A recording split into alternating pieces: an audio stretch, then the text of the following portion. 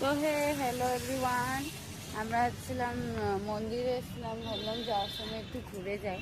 তো এই যে মন্দিরটা এসেছিলাম, 11:30টায় বন্ধ হয়ে গেছে। এটা পিছন সাইড, একটু ক্লিপ নিলাম, বাইরের থেকে ক্লিপটা নিলাম। তো আমি আমার জামাই এসেছিলাম,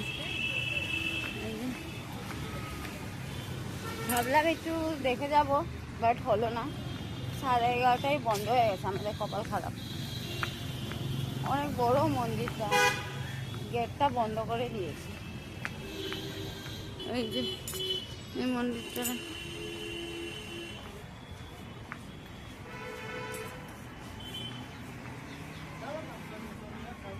দাঁড়াও দেখ।